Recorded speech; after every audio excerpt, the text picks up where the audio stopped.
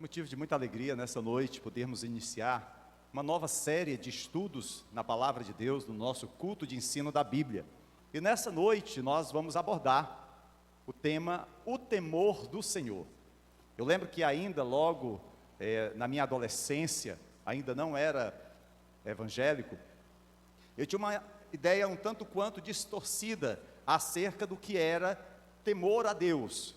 Quando às vezes se fazia na igreja, então que frequentava alguma leitura da Bíblia e que abordava esse tema de temor a Deus, o que vinha sempre à minha mente, como criança ou adolescente, era ter medo de Deus. Como, por exemplo, eu tinha medo de alma, como eu tinha medo de bicho-papão, como eu tinha medo das coisas ao meu redor que eu não entendia, que eu não sabia explicar. Então, quando eu via na palavra de Deus a expressão temor a Deus, sempre vinha essa conotação. E à medida que a gente vai crescendo, à medida que a gente vai amadurecendo, o nosso medo deixa de ser, às vezes, relacionado a questões espirituais, e passamos a ter medo do ladrão, da violência, temos medo do desemprego, temos medo de não pagar as contas, temos medo de uma crise no casamento, de uma separação, temos medo do envolvimento dos nossos filhos com drogas, com bebida. O medo passa a ser outro. Porém, a Bíblia continuamente vai falar sobre temor de Deus, o temer a Deus. E é claro que o ato de temer a Deus não tem a conotação do medo, não tem o sentido que às vezes algumas pessoas pensam acerca dessa expressão. E se você se debruçar nas Escrituras Sagradas, quer seja no Velho ou no Novo Testamento, você vai ter uma compreensão mais exata, correta, acerca do que significa temer a Deus. E não somente saber o que significa, mas qual a relação de nós, enquanto povo de Deus, com relação ao temor ao Senhor. A Bíblia lista vários personagens que demonstraram na sua vida, na sua caminhada, o temor ao Senhor. E nós, enquanto igreja do século 21, nós, enquanto povo de Deus, aqui no José Walter, nós precisamos entender que o temor a Deus também diz respeito à nossa vida. Quando você teme a Deus, quando você teme ao Senhor, tudo muda em sua vida. Então, o temor a Deus causa uma revolução na nossa vida, uma mudança radical. É por isso que é importante nós entendermos qual é o significado. E é claro que todos nós passaremos por problemas, até mesmo quando estamos temendo a Deus, quando somos discípulos do Senhor. Isso não vai nos imunizar, não vai nos blindar de passarmos por lutas e provações. O Senhor Jesus alertou os seus discípulos: no mundo vocês vão passar por aflições, tereis aflições, mas tem de bom ânimo, Sejam corajosos, sejam virtuosos, sejam piedosos, eu já venci, o mundo. Quando tememos ao Senhor, mesmo que pareça que estejamos em um período de escassez, ainda podemos confiar que o Senhor suprirá exatamente o que precisamos. A grande questão é que, em geral, nós não queremos apenas o que precisamos, queremos aquilo que nos traz conforto, satisfação, mesmo que seja algo desnecessário. Veja, em todas as coisas sabemos que Deus nos manterá seguro. É por isso que Paulo, escrevendo na sua carta aos Romanos, no capítulo 8, verso 28, ele diz que Deus age em todas as coisas para o bem daqueles que o amam, segundo os seus propósitos. É exatamente sobre essa passagem que nós vamos estar pregando no culto de ceia, no próximo domingo. Ou seja, Deus guardará nossas vidas, porque nós somos propriedade de Deus. Deus cuida de nós, como bom pastor que Ele é, Ele dá a vida. Cristo deu a sua vida por nós.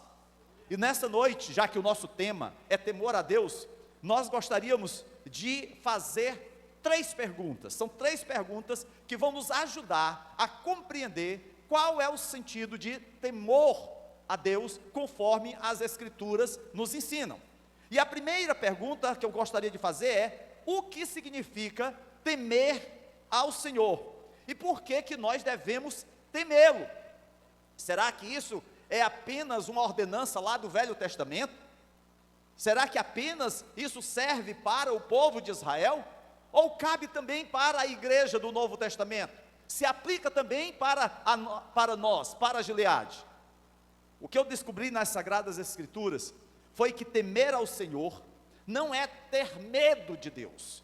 Não, na verdade, o temor ao Senhor é poder segui-lo, é poder obedecê-lo, é ter amor a Deus a ponto de você priorizar Deus na sua vida, é seguir seus caminhos, é segui-lo sabendo que Ele é o teu Senhor, o teu Rei, independentemente do mundo, do homem ou do diabo, independentemente do que o mundo possa fazer ou do que o diabo possa pensar. Isso não é nossa preocupação. O que nos cabe fazer é andar em reverência e em santo temor diante do Deus Todo-Poderoso. Então, temor a Deus é ser reverente ao Senhor.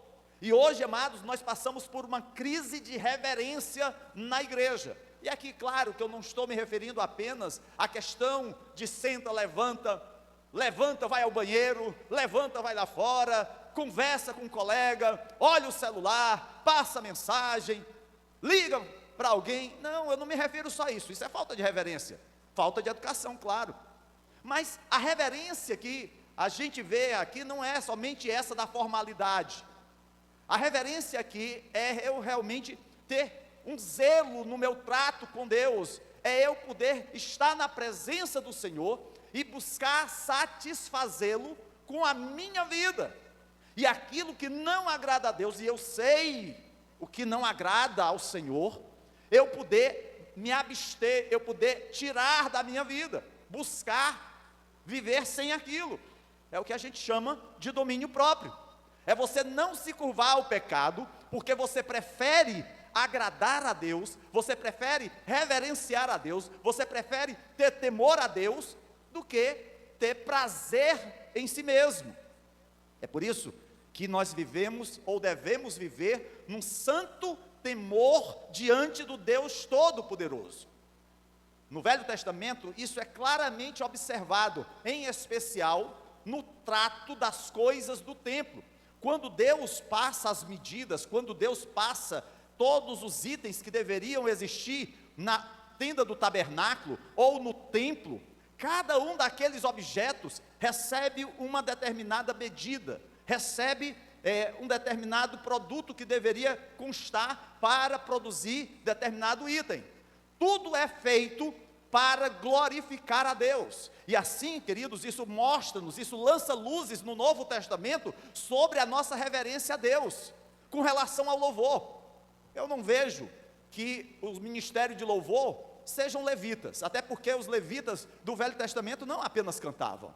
Os levitas do Velho Testamento, eles pegavam os sacrifícios, eles imolavam os animais, eles cortavam as carnes para levar para o fogo, eles ficavam na porta do templo com lanças para impedir que alguém entrasse.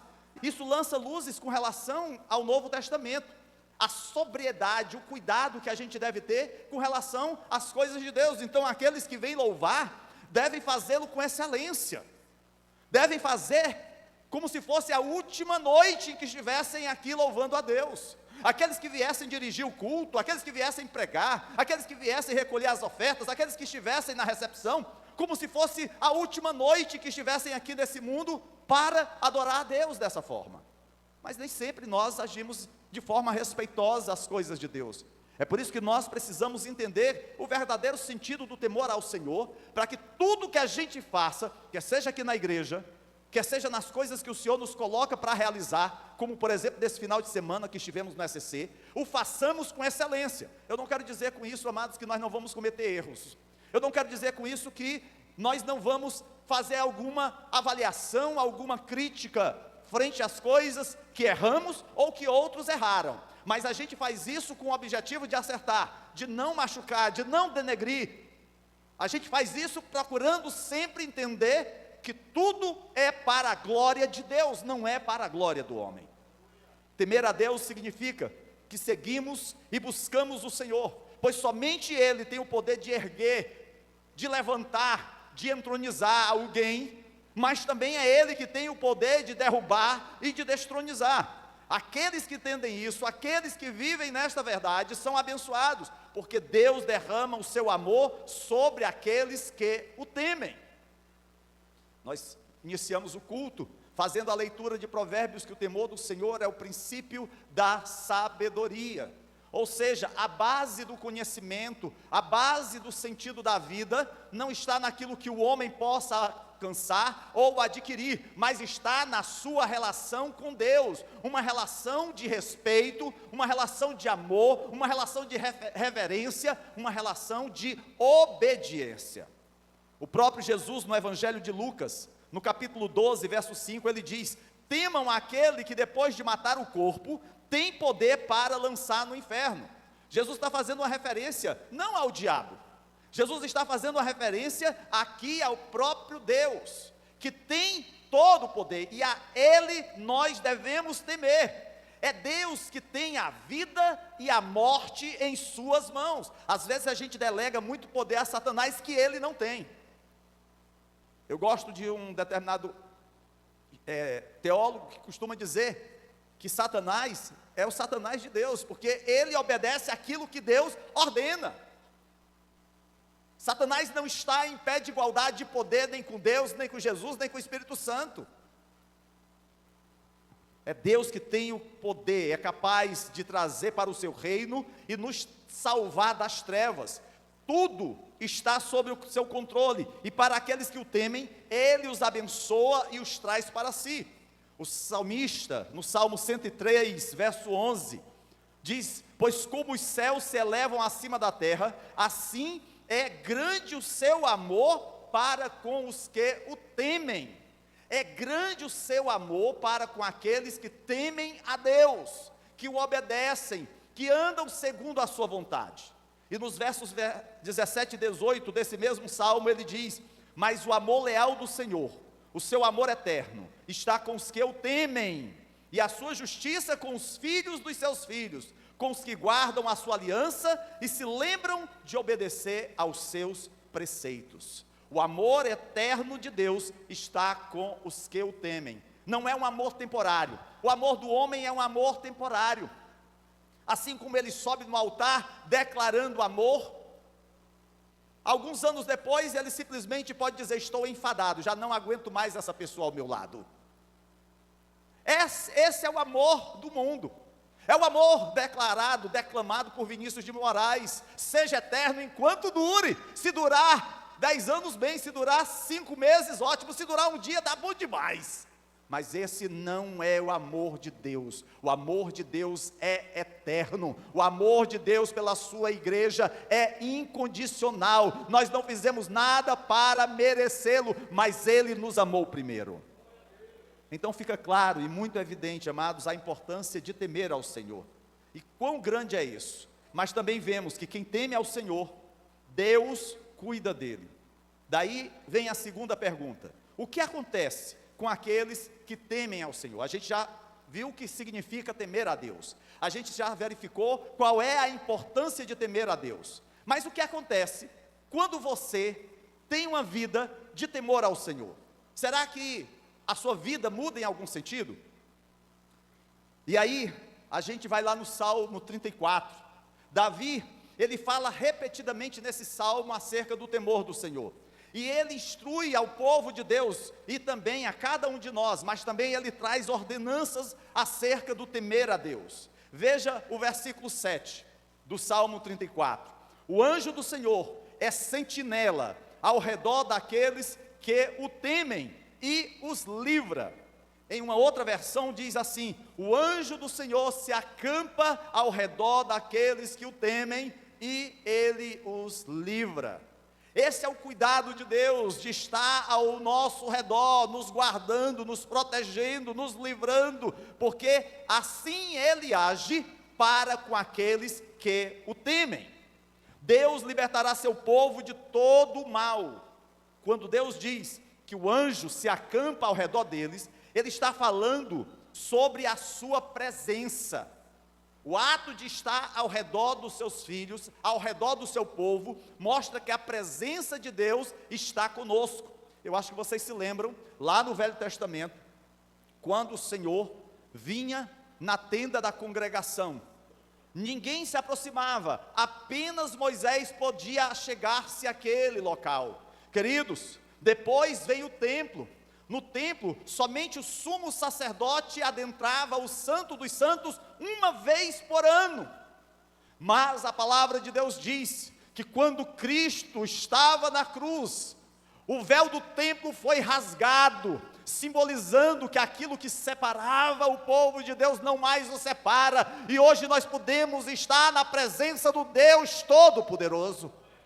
Todo aquele que teme ao Senhor tem liberdade de invocar o seu nome, de buscar a sua presença. Quando Deus diz que Ele está acampado ao nosso redor, Ele está dizendo que nós não precisamos estar preocupados com o que está por vir, porque a sua presença é constante, não é temporária. Ele fala de permanência. É por isso, queridos, que nós somos a habitação do Espírito Santo. O Espírito habita em nós. Ele não tira férias, ele não vai passar uns dias na casa do Francisco e da Maria, deixando a casa do Antônio, não. Ele habita na vida de cada um daqueles que foi comprado e lavado no sangue do Cordeiro. É por isso, amados, que nós precisamos reverenciar a Deus, não apenas com aquilo que falamos, mas também com as nossas atitudes e com o que nós pensamos, porque nós somos morada, Deus conhece por completo. A Bíblia diz lá no Salmo 139, antes mesmo que as palavras saíssem à minha boca, o Senhor já as conhecia todas. O Senhor conhece a intenção do nosso coração. É por isso que esse mesmo Salmo fala, sonda-me, ó Deus, e conhece o meu coração, vê se há em mim algum caminho mau, e guia-me pelo caminho eterno. Essa deve ser a nossa oração, e não no sentido de buscarmos fazer coisas que sabemos que desagradam o coração de Deus, que entristecem ao Espírito Santo. Precisamos, queridos, viver uma vida santa, uma vida piedosa, uma vida em temor a Deus.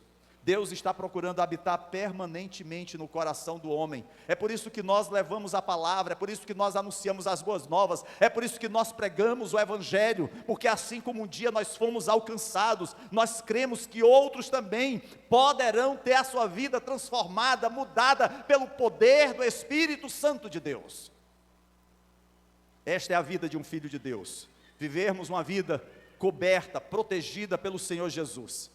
Homens e mulheres que temem ao Senhor, têm um muro de proteção ao seu redor, em tudo o que fazem, em todos os lugares que vão, porque Deus está conosco. Ele, Jesus, é o Emanuel, o Deus conosco.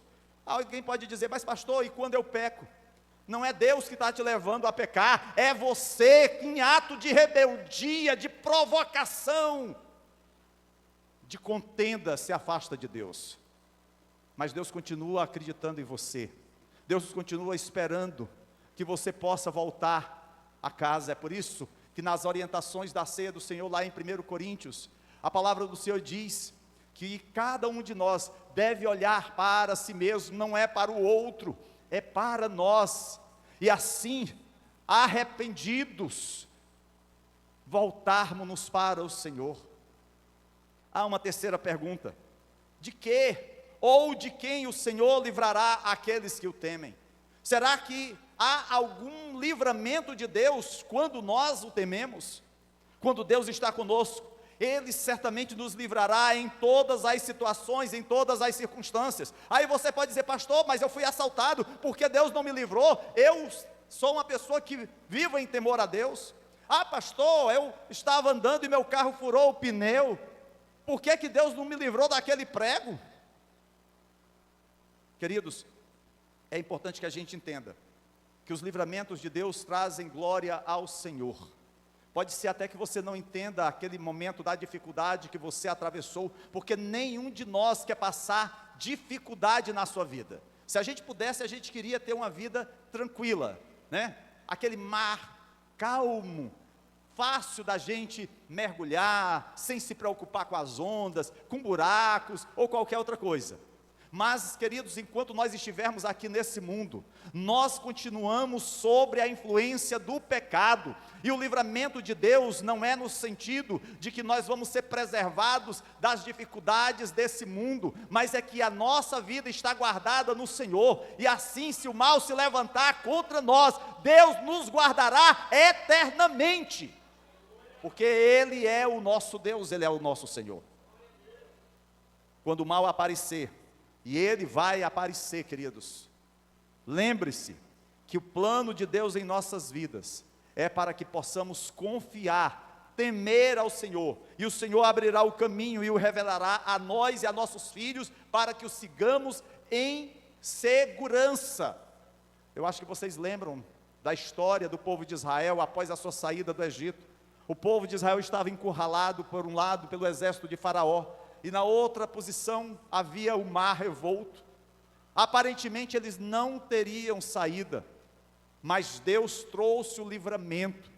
Se a gente for ver na Bíblia Sagrada, a gente vai ver o livramento de Deus na vida de grandes homens, como no caso de Daniel na cova dos leões, como no caso dos 3 jovens que foram lançados na fornalha ardente. Mas a gente também vai encontrar pessoas que foram mortas mesmo sendo servos de Deus, como foi o caso de Tiago, apóstolo, que foi decapitado. A gente vai ver Estevão, um homem piedoso, sendo apedrejado, mas ele pôde declarar que ele viu o Senhor à direita do Pai, e aquilo lhe deu segurança, para saber que o homem poderia até tirar sua vida, porque estava sendo permitido pelo Senhor, mas o mesmo instante que ele fechasse os seus olhos, ele seria recebido na glória. Essa é a nossa segurança, queridos. O mal pode até nos afetar momentaneamente, as lutas e provações nesse mundo podem até nos entristecer e nos incomodar, mas nós temos a segurança eterna na presença do nosso Deus. É Ele que pode e nos livra do mal que procura nos destruir. E aqui o ato do mal destruir a nossa vida não é a questão de desemprego, isso incomoda. Não é uma doença, isso maltrata, mas a destruição aqui, queridos, que o inimigo, que o diabo procura fazer, é fazer com que você perca o caminho da salvação, é que você se afaste dos caminhos do Senhor. É isso que o inimigo tem como alvo: roubar, matar e destruir. O Senhor está nos chamando hoje para estarmos entre aqueles que viverão confiando no Senhor e confiando em sua palavra. É por isso que no Salmo 91, verso 7 diz: 1000 poderão cair ao seu lado, 10.000 à sua direita, mas nada o atingirá. Veja que o salmista, ao declarar isso, ele não está dizendo que ele sozinho vai ganhar a luta, que ele não vai ter que batalhar, que ele não vai ter que se esforçar, que o inimigo não vai lhe infligir dores. Se a gente vai lá no livro de Gênesis, logo depois que o primeiro casal peca, o Senhor traz uma promessa para a mulher, e diz àquela mulher que o seu descendente pisaria a cabeça do descendente da serpente, mesmo que a serpente ferisse o calcanhar. E a gente sabe que Jesus sofreu, foi humilhado, foi chicoteado, sofreu na cruz, morreu, mas Ele ressuscitou, Ele venceu a morte, Ele venceu o diabo, para que nós pudéssemos ter vida e vida com abundância. Deus irá ajudar você, porque você o teme, porque você o reverencia, porque você vive em obediência. Ele não apenas nos livrará do mal, mas também do nosso pecado. Queridos, o pecado tem sido uma grande queda para toda a humanidade. O pecado é o que ainda hoje separa muitas pessoas, um número incontável de pessoas que estão separadas de Deus em todo o mundo. Isso nos separa de conhecer o doador da vida. Isso nos separa de conhecer a Deus que nos formou no ventre da nossa mãe. O pecado nos faz estar contra Deus, nos separa de Deus. Ele nos faz andar sem temer a Deus, ao invés de estarmos na presença de Deus. E isso é um grande perigo, porque infelizmente, amados, às vezes a gente não compreende o peso do pecado, e faz com que a gente viva uma vida totalmente desregrada, uma vida sem avaliar como nós nos encontramos, e isso é um grande perigo. Mas para aqueles que podem estar mortos em seus pecados e transgressões, Deus tem dado uma porta aberta hoje.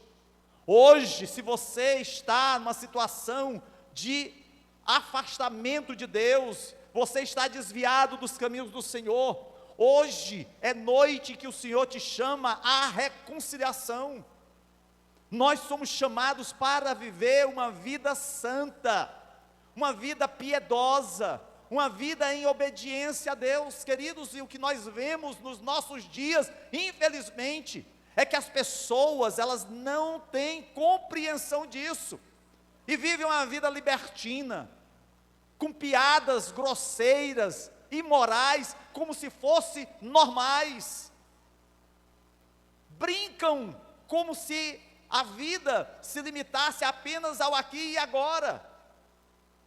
Quando tememos ao Senhor, nós somos libertos dos pecados das nossas decisões, dos pecados que muitas vezes nos fazem viver amedrontados, porque acompanharam momentos da nossa vida e nem sempre nós nos sentimos libertos disso. Quantas pessoas estiveram no vício da bebida, das drogas, do adultério, da prostituição, da pornografia, e ainda se veem presos com um sentimento de culpa, quando a palavra de Deus diz que o Senhor lançou no mar do esquecimento todos os nossos pecados. Ele não mais se lembra de nós. Nós é que muitas vezes ficamos trazendo à nossa memória, como que querendo alimentar coisas que a gente sabe que não agradam a Deus. O pecado, amados, é sempre uma armadilha, e sempre serve para nos fazer tropeçar e nos derrubar.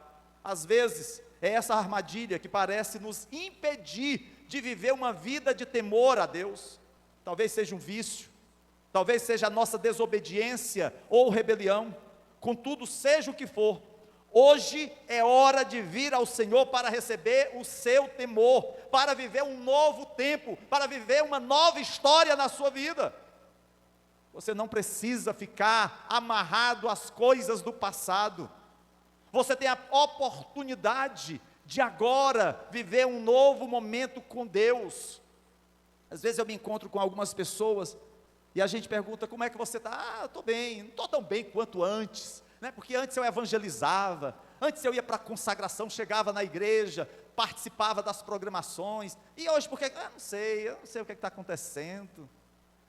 Queridos, a gente precisa encarar a nossa vida, o nosso compromisso, o nosso andar com Deus, aquilo que a gente reconhece que é impedimento, que a gente possa deixar de lado. A gente precisa olhar para frente, a gente precisa contemplar aquilo que está por vir. É por isso que Paulo diz: prossigo para o alvo. Prossigo para o alvo. O Senhor Jesus pode destruir qualquer armadilha do pecado, das trevas da nossa vida, nos capacitando a termos uma vida vitoriosa, porque é Ele que nos dá vitória sobre o pecado, é Ele que nos dá vitória sobre as trevas. Igreja do Senhor, tema ao Senhor. Mas, queridos, depois de fazer essas 3 perguntas, eu queria também fazer 3 advertências acerca do temor do Senhor. Essas 3 advertências também se encontram no Salmo 34. A primeira advertência se encontra no versículo 9, diz assim: temam o Senhor, vocês que são os seus santos, pois nada falta aos que o temem. Olha que coisa maravilhosa que o Espírito Santo falou aqui por Davi. Ele diz assim: temam ao Senhor, vocês que são os seus santos. Queridos, olha que título maravilhoso.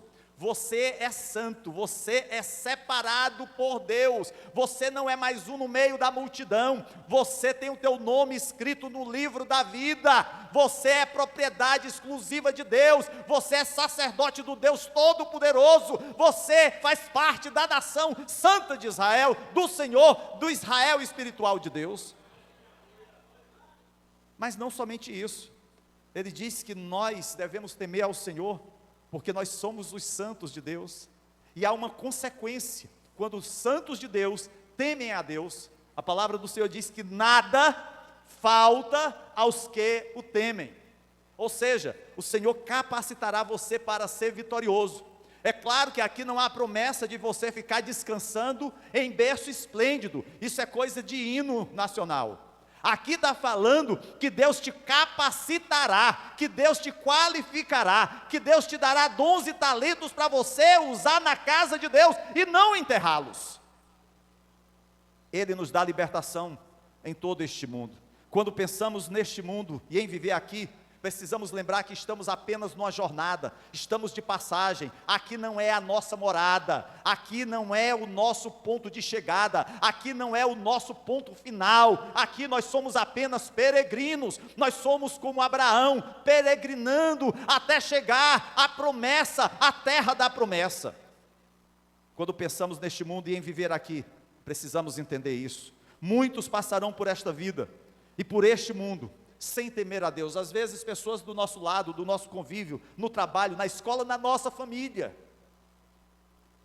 pessoas que andarão em seu próprio caminho, andando separadas de Deus, e isso, queridos, tem um alto custo para elas, custa as suas próprias vidas, custa-lhes a eternidade, sempre vai custar alguma coisa, porque este mundo vai também nos consumir enquanto igreja. O pecado e as trevas nos escravizarão de muitas maneiras diferentes. De uma forma ou de outra, seremos consumidos pelo pecado, escravizados ao dinheiro, viciados em alcançar fama e a todas as coisas que o mundo nos diz para conquistar. Porque nós gostamos dos holofotes, nós gostamos das palmas, nós gostamos de ser vistos. Ninguém quer ficar no anonimato. Pastor, se não citar o meu nome, pronto, não conte mais comigo. Queridos, precisamos entender que aqueles que temem ao Senhor estão em uma jornada diferente. Estamos caminhando com o Pai, aguardando o dia da salvação que está prometida aos que o temem, prometida aos que confiam no seu nome, para serem libertos eternamente da escravidão do pecado.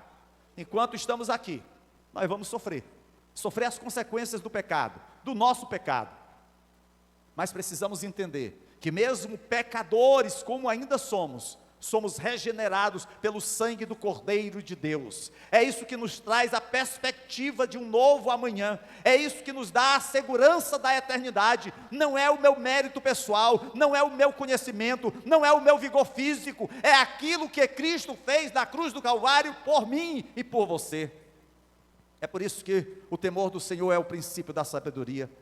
Eu quero dizer, queridos, que mesmo nesta jornada, embora caminhemos pelo vale da sombra da morte, Deus nos livrará, porque aqueles que temem ao Senhor não têm medo do vale. Por mais escuro, por mais difícil que ele seja, lembre-se que quem ilumina a nossa vida é a luz do Senhor. Ele é a luz do mundo, é Ele que lança luz no vale da escuridão. Não temos medo, porque somos aqueles que se confiam na sua vara e no seu cajado. Seguimos a Deus, tememos ao Senhor e obedecemos a sua palavra.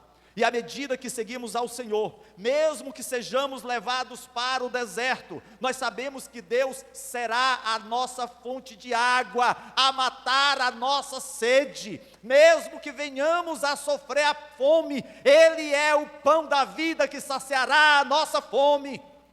Mesmo que venhamos, queridos, a nos fraquejar, a nos enfraquecer, mas é quando nós somos fracos que nós somos fortes no Senhor.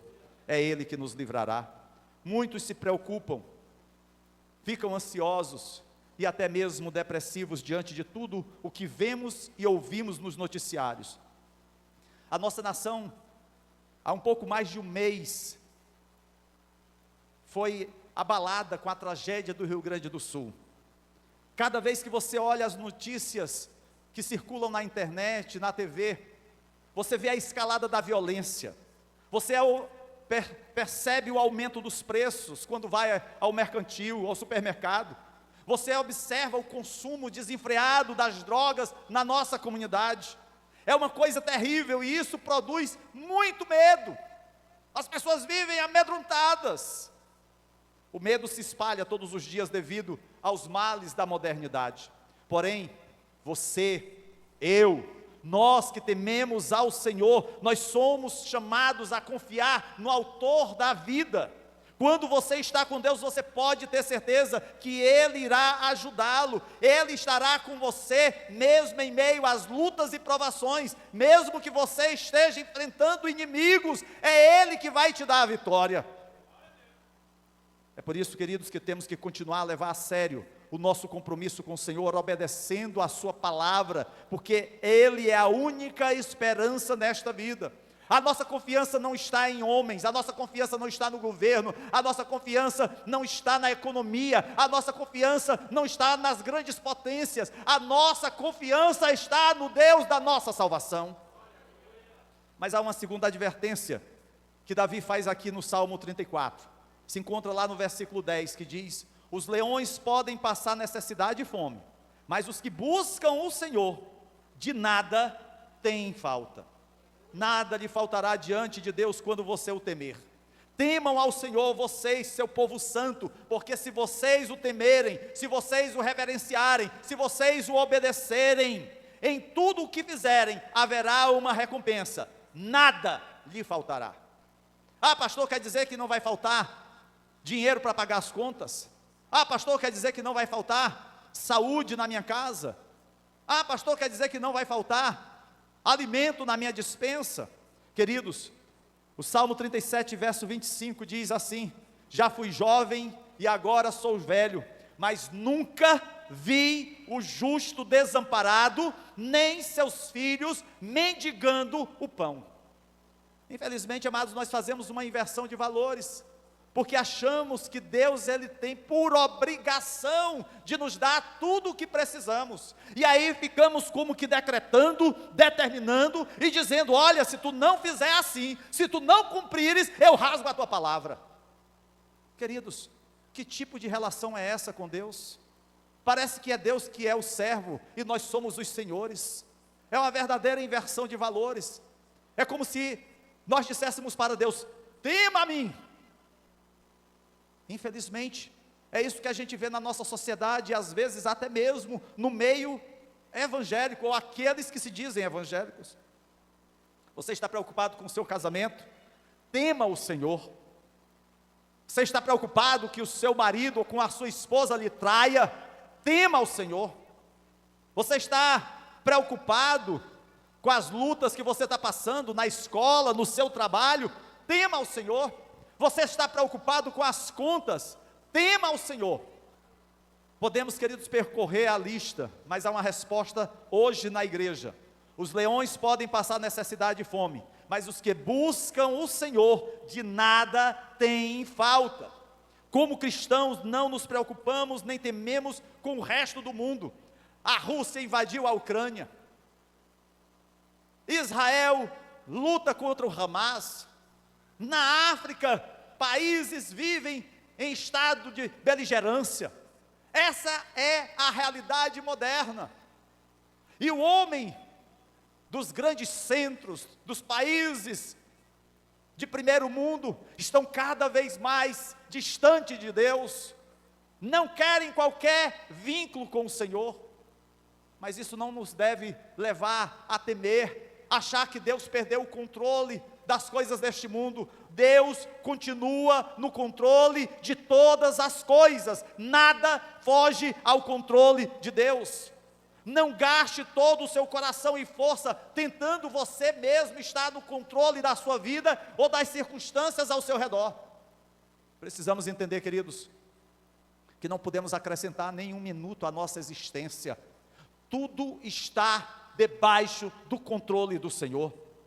É por isso que quando Deus chama Abraão, lá em Gênesis capítulo 22, verso 2, e o diz para imolar o seu filho, ele diz assim: tome seu filho, seu único filho Isaque, a quem você ama, e vá para a região de Moriá, sacrifique-o ali como holocausto num dos montes que lhe indicarei.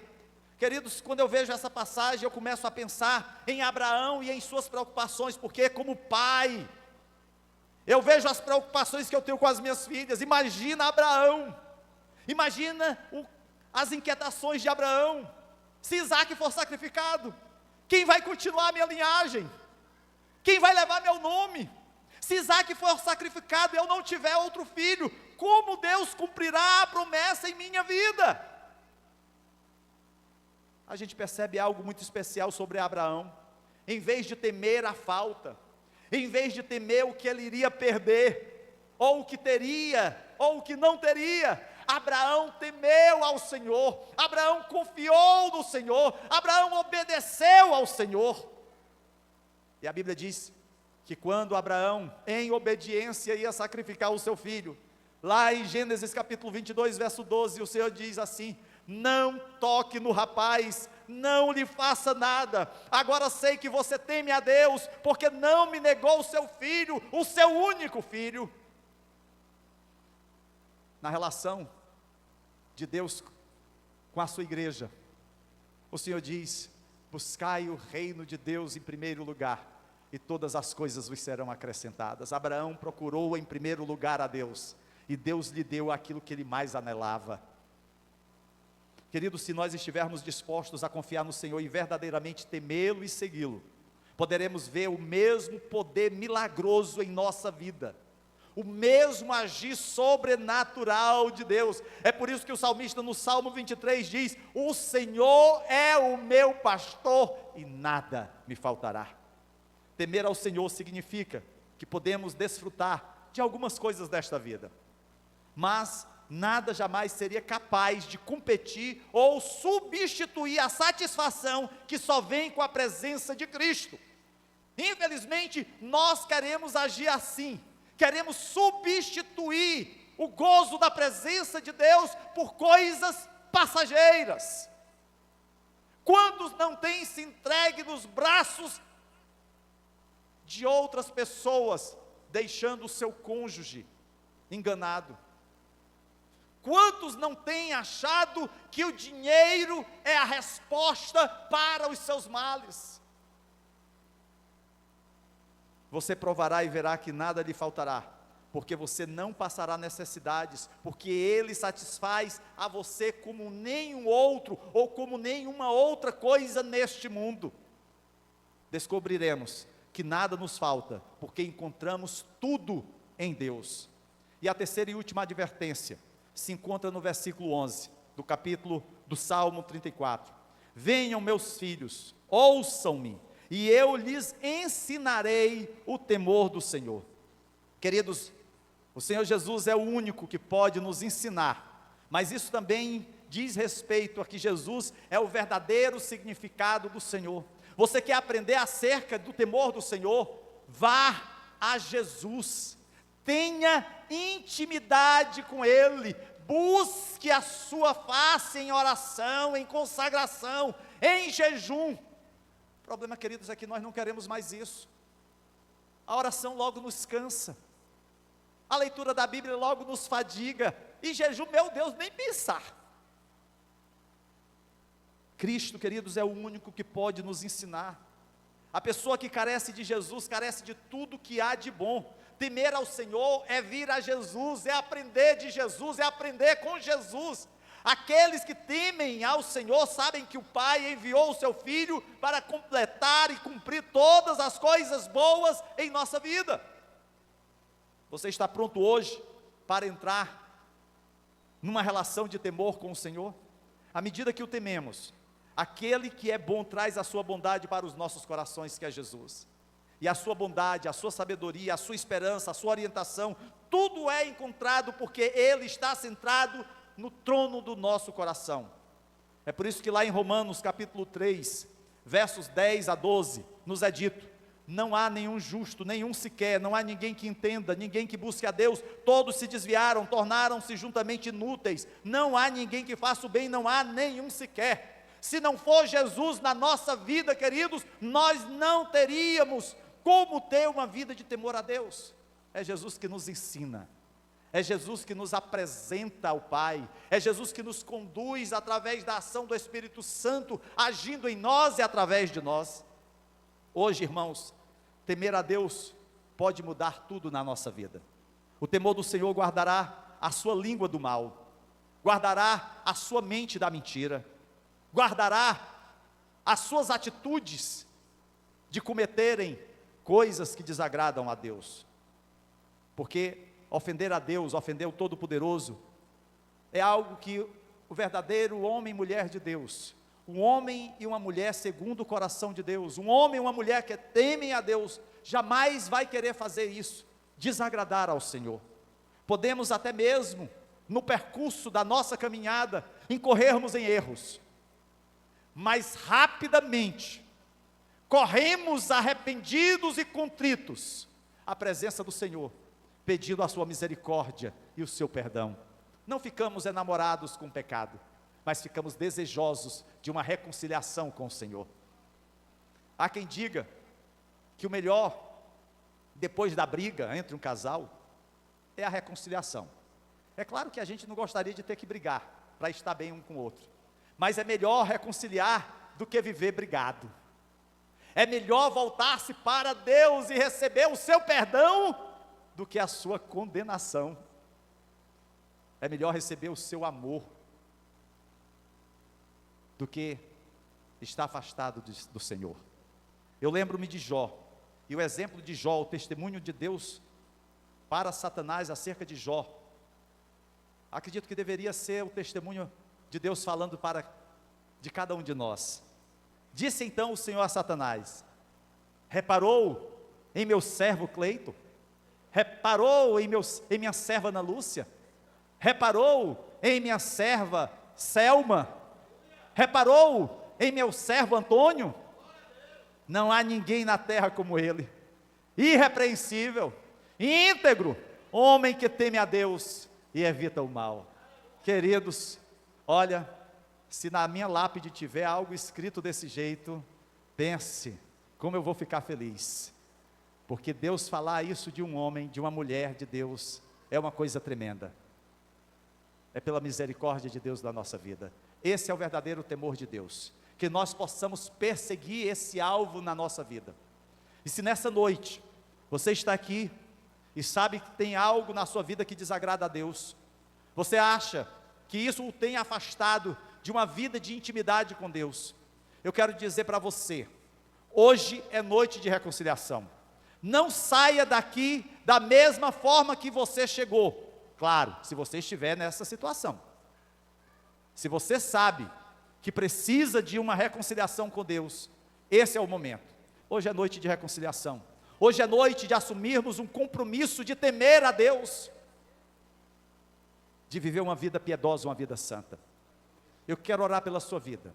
Você possa pedir a Deus: Senhor, eu quero renovar contigo a minha aliança. Eu quero, Senhor, estabelecer contigo um compromisso de te temer todos os dias da minha vida, de viver em obediência, em reverência, em temor a Ti. Esse é o desejo do meu coração, que nada, nem ninguém me afaste desse alvo. Que possamos, queridos, entender o nosso compromisso com Deus,